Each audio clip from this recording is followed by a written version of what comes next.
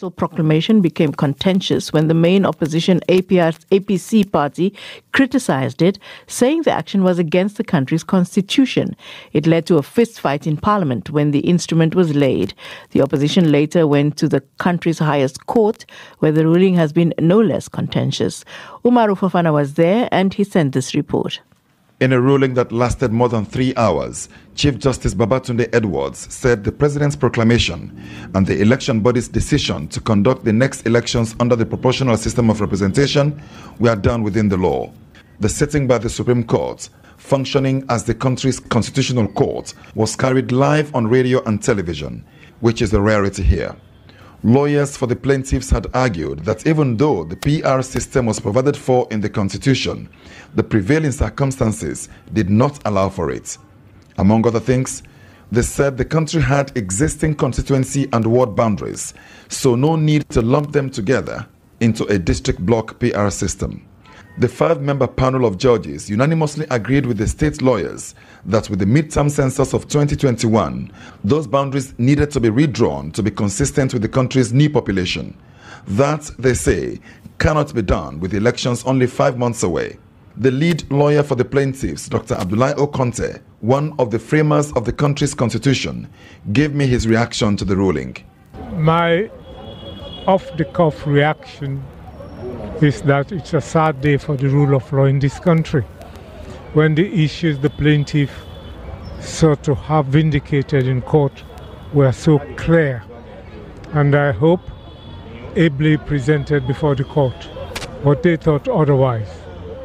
That's their prerogative and discretion.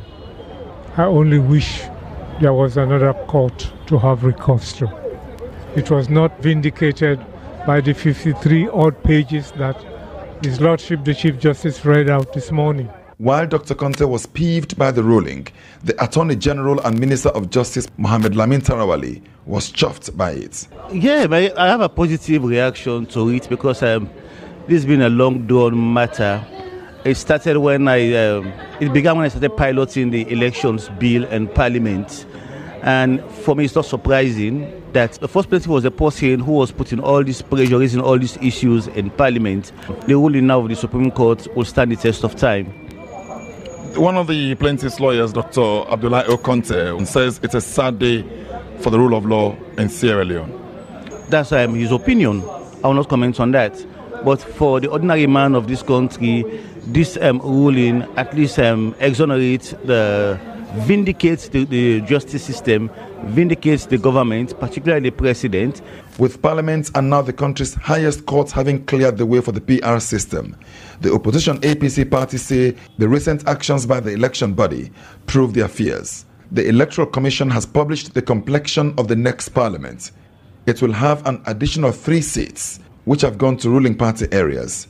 Not only that, some of the existing geopolitical regions have lost seats, all of them in opposition heartlands in the western area. But many have attributed this to the APC party's decision to boycott the midterm census of 2021. Figures from the midterm census and the earlier 2015 one were used to determine the number of seats in the next parliament. Under the new PR system, a party gains seats in the House based on the percentage of popular votes in each of the country's 16 geographical districts. And that's Umaru Fofana reporting there from Sierra Leone. Now here's Kim Chakanetsa to tell you about today's new episode of our